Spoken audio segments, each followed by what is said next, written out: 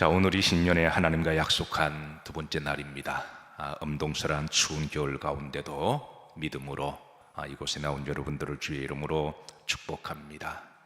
자, 옆으로 보시면 스스로 인사하십니다. 임마누엘 하나님이십니다. 인사하도록 합니다. 자, 목양실을 올라갈 때마다 가끔 성전에서 피아노 소리가 띵띵하는 소리가 들립니다. 그래서 어떤 경우는 궁금해서 이렇게 잠깐 들여다볼 때가 있는데요, 이제 주기적으로 피아노를 조율하신 분이 오셔서 피아노를 조율하는 것을 보게 됩니다. 그래서 이렇게 좀 가끔은 지켜보게 되면 그 전문가가 오셔서 이렇게 피아노 이리 비틀고 어떤 기구를 가지고 저리 비틀고 이렇게 비트는 모습을 바라보게 됩니다. 우리가 볼 때는 피아노 건반은 아무 때나 아무 사람이라 치면 그냥 소리가 나오는 거로 그렇게 생각해요. 그런데 만약에 전문가가 피아노를 주기적으로 조율해 주지 않으면 어떻게 될까요? 우리가 생각하는 대로 조금씩 비틀어지게 되죠. 물론 이제 전문가가 아닌 우리들은 잘 알지를 못합니다. 그런데 이 조금씩 비틀어지는 세미한 그 음률의 변화를 그냥 방치하게 되면 이게 나중에 점점 소리가 갈라지게 되고, 그리고 이제 전문가들이 볼 때는 연주를 할 수 없을 정도로 그렇게 거슬리게 되죠. 마찬가지로 하나님은 때가 되면 주기적으로 우리를 조율하시는 하나님이십니다. 그냥 방치하게 되면 그냥 우리도 알지 못하는 사이에 조금씩 비틀어져서 나중에는 이제 하나님이 보실 때 사용하실 수가 없으셔서 하나님은 이제 주기적으로 우리를 조율하시는데요, 성경에 보면 하나님이 우리를 조율하시고 새롭게 하실 때는 주로 세 가지 방법을 사용하십니다. 어느 것이 가장 좋을지 여러분들이 한번 들어보시고 생각해 보세요.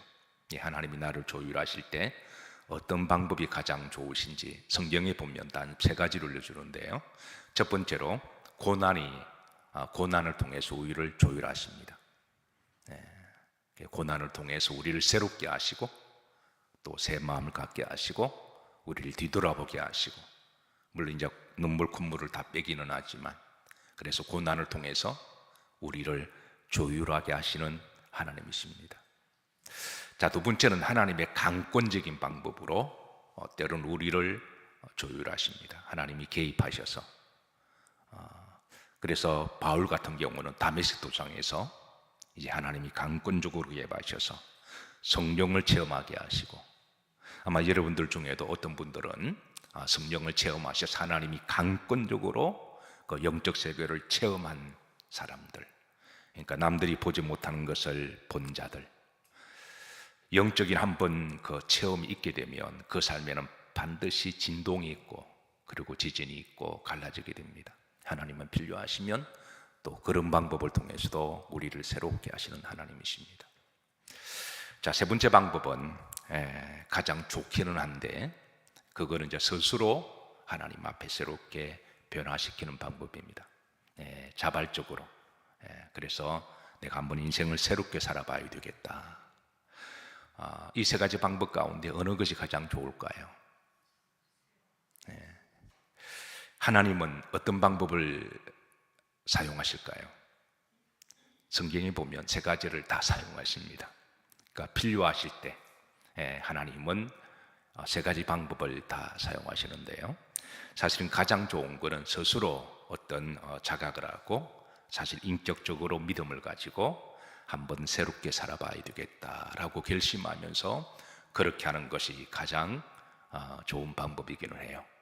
근데 대부분의 사람들은 자발적으로 그렇게 변화될까요, 안 될까요? 그게 쉽지가 않습니다. 그래서 하나님께서는 때를 따라 하나님 개입하셔서 영적으로 이렇게 강권적으로 성령을 체험하게 하셔서 그래서 하나님을 변화시키기도 하시고, 아마 여러분들 중에 그런 분들이 많이 계실 거예요. 일상의 평범한 날 가운데 어느 날 성령을 체험하게 하심으로, 그래서 우리가 흔히 그 말을 불받았다라고 이야기하죠. 뜨거운 것이 내 속에 확 들어와서 어떤 속이 다 뒤집어지고 또 어떤 영적 세계를 보게 함으로 또 이렇게 인생이 완전히 변화되는 그런 분들도 적지 않아 계십니다. 또 그런가 하면 어떤 사람에게는 어떤 외부의 충격이나 고난을 통해서 그 사람을 또 변화시켜 주시는데요. 자, 분명한 것은 하나님은 어떤 방법이든 우리가 새롭게 되고 변화시키기를 원하시는 하나님이십니다. 자, 에스겔 36장 20절에 보시면 따라서 하십니다. 또 새 영을 너희 속에 두고 새 마음을 너희에게 주되 너희 육신에서 굳은 마음을 제거하고 부드러운 마음을 줄 것이며 그러셨습니다. 이게 이제 재미있는 거는 또라고 하는 말입니다. 이거는 하나님이 주기적으로 주시는 은혜를 말하는데요. 또 새 영을 너희에게 주고 또 새 마음을 너희에게 주고, 그래서 이 또라고 하는 것은 이게 주기적인 의미를 가지고 있습니다. 자, 우리가 자발적으로 스스로 변하겠다고 다짐하기에 좋은 시간은 언제일까요? 바로 이제 우리의 역사의 시간이 바뀌어 있을 때에, 신년이 왔을 때 새로운 해가 시작되고 또 새로운 날이 시작될 때 하나님의 시간에 대한 인지를 우리에게 주심으로, 야, 우리가 올해는 한번 새롭게 살아봐야 되겠다. 하나님이 그냥 강한 임팩트를 주지 않아도, 내 인생에 큰 고난이 닥치지 않아도 인간은 의미를 가지고 살아가는 사람들이니까 어떤 사건을 통해서 의미를 부여하고 의미를 찾는 게 인간의 존재 가치잖아요. 그러니까 올해는 한번 내가 새롭게 살아봐야 되겠다. 그래서 하나님은 해마다 우리에게 돌아가오는 시간의 의미의 시간을 주신 줄로 믿습니다. 그래서 우리가 자발적으로 신년 특세를 하나님 맛 올려드리기도 하고, 또 1년을 마무리할 때 송구 특세로, 이건 다 의미 있는 시간들이잖아요. 그래서 그냥 흘러가는 시간들이 아니라, 어제와 오늘이 똑같은 시간이 아니라 하나님 앞에 내가 새로움을 가지고 한번 새롭게 살아보겠다고 하는 다짐하는 시간, 그게 바로 이제 1년을 마무리하는 송구 특세이기도 하고 또 1년을 시작하는 또 신년 특세이기도 한데, 사랑하는 성도 여러분, 분명한 건 하나님은 또 따라합니다. 또 하나님은 사실 우리들에게 해마다 이런 은혜를 많이 주셨습니다. 어떻게 여러분 그때마다 하나님의 새로운 은혜를 받으셨나요? 혹이라도 그동안 그냥 지나가셨다면 올 한 해는 하나님 약속하신 대로 또 따릅니다. 또 앞으로 우리 인생에 몇 번을 더 이렇게 신년 특세를 맞이할 줄은 우리가 장담할 수 없습니다. 내년에도 또 시간이 있다고요. 그건 하나님이 하실 일입니다. 내후년에도 또 온다고요. 그건 모를 일입니다. 그러니까 하나님이 우리에게 올 한 해 지금 우리에게 시간을 주셨을 때, 하나님이 지금 나와 함께 하실 때, 그때 또 하나님이 주시고는 따라합니다. 새 영, 새 마음, 이거를 하나님이 주시고자 하실 때, 그때 여러분 받으셔서 올 한 해 하나님과 임마누엘 하시는 복된 한 해가 되시기를 주의 이름으로 축복합니다. 자, 오늘은 임마누엘 신앙으로 살았던 두 번째 사람, 또 세 번째 사람을 좀 간단하게 살펴보는데요. 바로 첫 번째 아브라함입니다. 자, 하나님이 아브라함을 새롭게 하시기 위해서 하나님은 이제 영적인 체험을 주십니다. 하나님이 성령에 감동하시고 하나님이 직접 찾아가셔서 아브라함을 부르십니다. 그리고 아브라함도 창세기 12장에 하나님이 직접적으로 개입했을 때, 그때 75년 동안에 그렇게 살았던 자기 인생을 청산하고 이제는 한번 새롭게 살아보겠다고 그렇게 다짐한 것이죠. 사실 아브라함은 75년 동안 인생을 살아오면서 그 하란이라고 하는 지역은 세계 무역 도시였거든. 그 당시에 세계 사통팔방으로 다 통하는, 그러니까 모든 경제, 문사, 그리고 또 이제 물류가 흐르는 그 경제 중심지에서 그런 소위 세상적으로 보면 그런 돈을 많이 벌어 성공한 사람입니다. 그러니까 세속적 가치로 보면 아브라함은 성공한 사람입니다.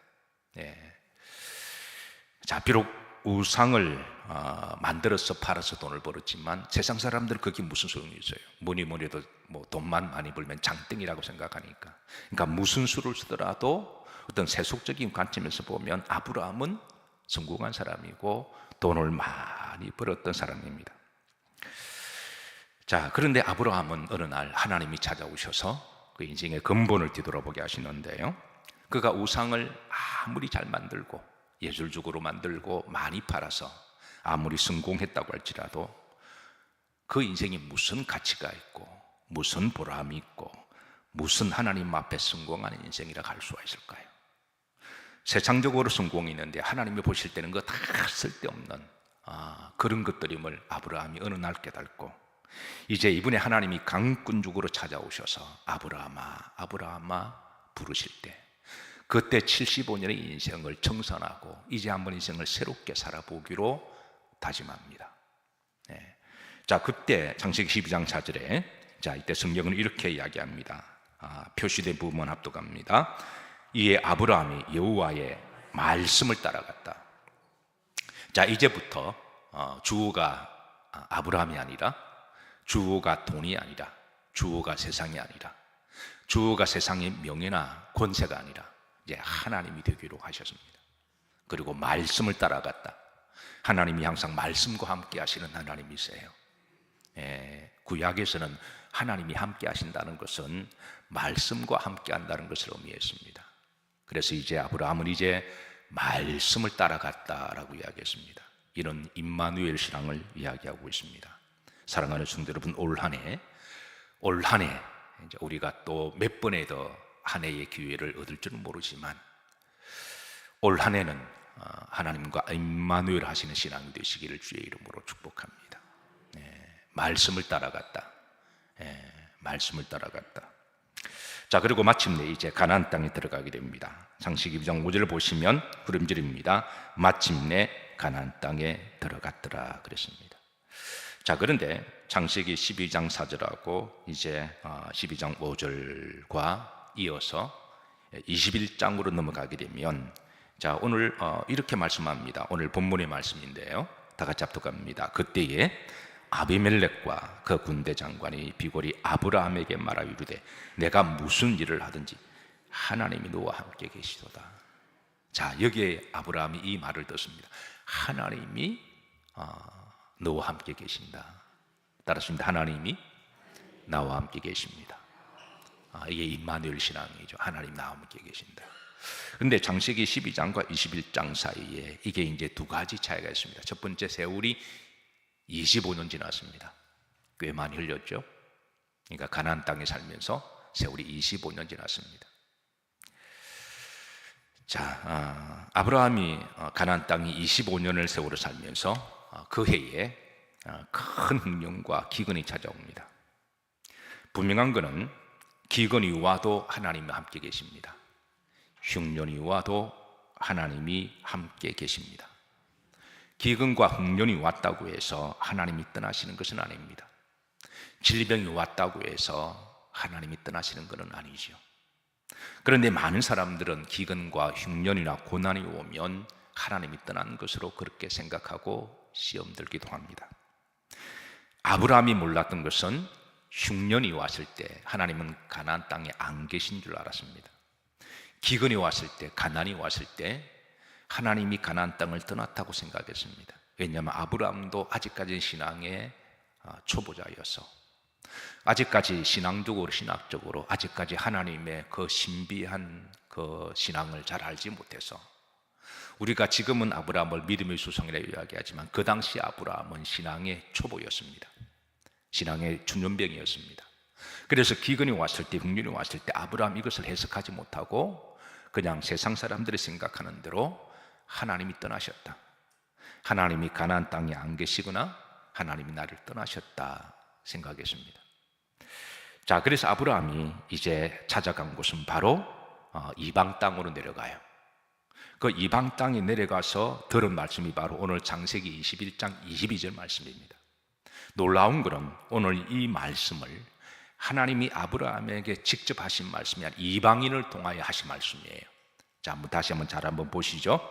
자, 하나님이 너와 함께 계신다. 자, 이 말이 여러분 주의 종이 하면 그래도 이게 뭔가 맥락이 맞잖아요. 하나님이 주의 종을 택해서 신년벽두에 여러분들을 향하여 하나님이 여러분과 함께 하십니다. 그러면 그 말에 신뢰도 있고 은혜가 되기도 하잖아요. 자, 제가 여러분들에게 주의 이름으로 대언받아 선포할 때 여러분 믿음으로 아멘하게 고백하세요. 하나님이 여러분들과 함께 계십니다. 예. 자, 옆 사람에게 한번 인사하시죠. 하나님이 당신과 함께 하십니다. 예. 여러분, 어느 것이 여러분 영적 파동이 좀 크시나요? 목사가 강단에서 하나님이 여러분과 함께 하십니다 라고 하는 말하고, 여러분들이 옆 사람에게 하나님이 당신과 함께 한대 이거 하고, 어느 것이 영적으로 파동이 크시나요? 오늘 아브라함은 이방 사람에게 이 말을 듣습니다. 보십시오. 앞에 보시면 누구와 아비멜렉과 그 군대 장관 비골이 누구에게 말하기를? 아브라함에 말하기를 하나님이 너와 함께 계시도다. 왜 이 사람들이 이런 말을 하게 했을까요? 자, 이 배경은 이렇습니다. 자, 아브라함에게 고난이 찾아왔을 때, 아브라함에게 고난이, 가나안 땅에 기근이 찾아왔을 때, 아브라함은 워낙 큰 고난과 또 먹고 사는 게 바빠서 지난 25년 동안에 가나안 땅에 살면서 아브라함이 잊어버린 게 있습니다. 하나님이 나와 함께 하신다는 것을 잊어버리고 살았습니다. 사실 우리도 세상에, 세속적인 세상에 살아가면 우리가 사는 게 바쁘고 힘들어서 또 어려운 일을 당하게 되면, 내가 시험 들게 되면 하나님이 나와 함께 하실까? 임마누엘 신앙을 잊어버리고 살아갈 때가 많습니다. 네, 세상은 하나님이 함께 하신다는 것을 잊어버리게 만드는 망각의 장소기도 해요. 자, 아브라함도 마찬가지로 바쁘다 보니까, 험악한 세월 살아가다 보니까 아브라함도 하나님 나와 함께 하심을 잊어버리고 살았습니다. 그래서 이제 이방 땅으로 내려가죠. 먹고 살기 위해서 이방 땅에 내려가는데요. 그런데 그곳에 가서 먹고 살기 위해서 내려갔는데 더 큰 고난을 만납니다.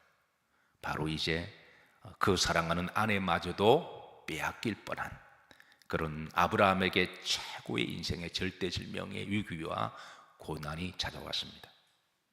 이러다가 모든 것을 다 빼앗기고 가정도 풍지박살이 되고 아내도 빼앗길 뻔했을 때, 그때 하나님이 강권적으로 아비멜렉의 꿈에 나타나서 너가 만약에 내 종 아브라함을 건드리면 내가 실을 다 너희 가문을 멸할 것임을 일러주시고, 아비멜렉은 이때 놀라고 두려워서 아브라함에게 말하기를, 찾아가서 따라서 하십니다. 하나님이 너와 함께 하시도다. 이게 이방 사람의 입을 통해서 아브라함에게 그 말을 전해주게 하셨습니다. 아브라함이 잊고 살았던 하나님이 나와 함께 하신다는 이 믿음, 아브라함도 이제 잊어버리고 그 믿음이 희석되어 갈 때 하나님 이방 사람을 통하여 이 말씀을 하게 하심으로, 그때서야 아브라함이 다시 하나님이 나와 함께 하시군요, 제가 그동안 모르고 살았습니다, 다시 회개하고 가나안 땅으로 다시 돌아옵니다. 다시 돌아와서 이제 아브라함 앞에 이제 임마누엘 제단을 쌓고 하나님께 감사하며 하나님 나와 함께 하십니다 라고 하는 고백을 드리고 신앙생활을 다시 하게 됩니다. 그러니까 창세기 12장에서는 임마누엘 하나님이 강권적으로 아브라함에게 영적인 어떤 체험을 하게 하셔서 하나님 나와 함께 하신다는 것을 깨닫게 하셨다면, 창세기 21장은 이제 고난을 통해서 하나님이 나와 함께 하심을 깨닫게 하셨습니다. 여러분, 어느 것이 더 좋을까요? 하나님 나와 함께 하시고 하나님 나를 새롭게 하실 때, 첫 번째, 고난을 통해서 내가 이것을 깨닫는다, 아니면 영적인 어떤 하나님의 체험을 통하여 하나님 스스로 변화되는 것을 위하여, 어느 것이 가장 좋을까요? 중요한 것은 하나님을 필요하실 때마다 하나님이 적절하게 하시는데요, 중요한 것은 하나님 우리 마음을 새롭게 하기를 원하십니다. 올 한 해도 여러분, 세상이 만만치 않아서 사는 게 바쁘고 또 세속 속에 살아가다 보면 하나님 나와 함께 하신다는 믿음을 여러분 혹시라도 변색되고 잊어버리기 시작할 때, 그때마다 교회에 오셔서 하나님 앞에 감사의 제단을 쌓으시고 임마누엘 제단을 쌓으시기를 주의 이름으로 축복합니다. 아무리 기근이 오고 흉년이 오고 질병이 온다고 할지라도 하나님은 떠나시는 하나님이 아니신데요, 그런데 어리석은 우리 인간들은 나에게 어려움이 오고 시험이 오면 하나님 나를 떠났다고 생각하는 사람들이 의외로 많습니다. 시편 42편 9절에 보면 시편의 저자도 힘든 고난의 시간을 보내면서 이렇게 절망하며 탄식합니다. 다 같이 한번 합독하실까요? 내 반석이신 하나님께 말하길 어찌하여 나를 잊으셨나이까? 내가 어찌하여 원수의 압제로 말미암아 슬프게 다니나이까? 원수의 압제, 고난이 왔을 때 이 시인은 생각하기를 하나님 나를 잊으셨나이까? 하나님 나를 떠나셨습니까? 이게 바로 이제 사탄의 역사는 가장 강력한 미혹인데요. 어떤 고난이 온다고 할지라도 하나님은 여러분들을 잊지 아니하시고 하나님 떠나지 아니하십니다. 힘들고 어려울 때 교회에 오셔서 하나님은 지금 나와 함께 하십니다. 하나님 나를 살아가십니다. 이 임마누엘의 신앙을 붙드시고 기도하시고 회복하시기를 주의 이름으로 축복합니다. 자, 이 시인의 기도에 하나님이 주신 응답의 말씀은 이사야 49장 15절입니다. 하나님 이렇게 대답하세요. 합독합니다. 여인이 어찌 그 젖먹는 자식을 잊겠으며 자기 태어난 아들을 긍휼히 여기지 않겠느냐? 그들은 혹시 잊을지라도 나는 너를 뭐하지 아니할 것이라, 잊지 아니할 것이라. 자, 아브라함은 비록 이방인 아비멜렉을 통해서 하나님 너와 함께 하신다는 말을 들었지만 이 말을 듣고 아브라함은 다시 믿음을 회복합니다. 그리고 다시 가나안 땅에 올라와서 이제 임마누엘 제단을 샀습니다. 이건 이삭도 마찬가지인데요. 자, 하나님 이삭에게 창세기 20장 24절에 이렇게 말씀합니다. 합독합니다. 그 밤에 여호와께서 그에게 나타나 이르시되 나는 내 아버지 아브라함의 하나님이 두려워하지 말라. 내 종 아브라함을 위하여 내가 너와 함께 있어 내게 복을 주어 내 자손이 번성하게 하리라 하신지라. 내가 누구와 함께 있어? 너와 함께 있어. 성경에 보면 신앙의 위대한 인물들을 보면 다 하나님이 너와 함께 한다는 말씀을 계속 하세요. 내가 너와 함께 하리라. 하나님은 아브라함에게만 주신 말씀도 아니고 이삭에게만 하신 말씀도 아니시고 야곱에게도 주셨고 요셉에게도 주셨고 다윗에게도 주셨고 그리고 하나님을 신실하게 믿는 매 시대마다 성도들에게 하나님이 주시는 말씀입니다. 문제는 이것을 잊어버리는데 문제가 있습니다. 자, 내가 너와 함께 있어. 이 말은 임마누엘이라는 말이죠. 자, 내가 너와 함께 있을 것이다. 자, 그 다음 말씀 보십시다. 하나님이 함께 하시면 따라서 하십니다. 복을 주십니다.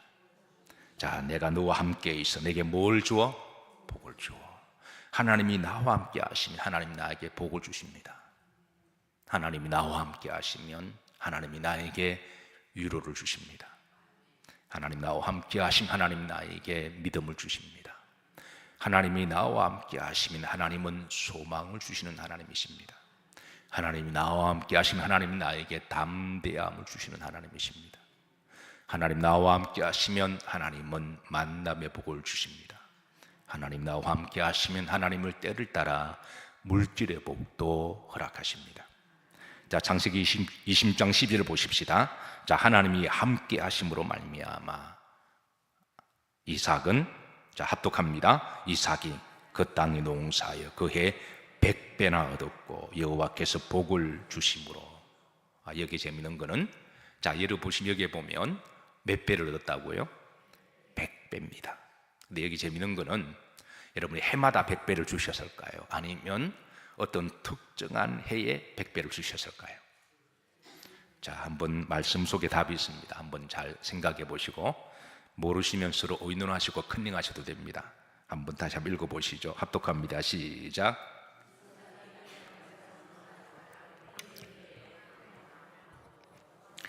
자, 어떠세요 여러분? 해마다 100배를 주셨을까? 아니면 어떤 특정한 해를 이야기할까요? 자, 여러분들은 어떤 걸 더 좋으세요? 해마다 100배를 받기를 원하시죠? 해마다 100배, 해마다 100배. 만약 여러분들이 해마다 100배를 받고 영성을 지킬 자신이 있으면 그렇게 하세요. 해마다 100배를 받고 겸손할 자신이 있으면, 해마다 100배를 받고 하나님이 어느 날 내가 서겠다 하실 때에 인색하거나 시험 들거나 내 거라고 그러지 아니하고 언제든지 내어드릴 자신 있으면 그렇게 하세요. 여러분들이 해마다 100배를 받고 예배 시간에 빠지지 않을 자신 있으면 그렇게 하세요. 그럴 분들만 아멘 하시고요. 근데 오늘 본문은 어느 특정한 한 해를 이야기합니다. 어느 특정한 한 해, 여러분 어느 특정한 한 해만 100배의 복을 주시는 게 서운하세요? 왜 해마다 안 주시고 왜 어느 특정한 한 해만 주시나요? 여러분 사실 100배도 엄청난 축복입니다. 여러분의 인생에 이거 한 번만 일어나도 엄청난 복입니다. 그 한 해가 올해가 될지, 아니면 어떤 분은 또 이미 한번 받으신 분도 계실 거예요. 제가 목회를 하면서 이런 간증을 많이 듣습니다. 목사님, 성경에 있는 30배, 60배, 100배 문학적인 비유인 줄 알았는데 그렇지가 않더군요. 정말 저는 100배의 복을 받았습니다. 아마 여러분들 중에도 그렇게 간증하신 분도 계실 거예요. 이미 받은 분도 계실 겁니다. 어떻게 에베네셀 하셨나요? 내가 잘해서 복 받았다 생각하시나요? 내가 성실하고 그거는 하나님 우리가 항상 기본으로 깔고 들어가야 돼요. 인생을 만만히 사는 게 아니라 우리가 철이 들면 죽기 살기를 뭘 해도 얻기 힘든 게 인생인데, 내가 최선을 다하고 열심히 공부하고 아둥바둥하고 죽기 살기를 하는 게 따라서는 기본입니다. 그런데 그렇게 해서 성공한 사람들은 나중에 다 지가 잘나서 그렇게 됐다고 생각해요. 그렇지 않습니다. 어쨌든 하나님은 어떤 성도들에게 그 해 100배를 주신 분도 계십니다. 그런데 앞으로 여러분 그 100배를 아직 못 받으신 분은 앞으로 받으실 거예요. 임마누엘 하시면, 하나님 나와 함께 하시면. 여러분 그 해가 올해 꼭 받아야 되겠다 하신 분 오늘 새벽에 기도하세요.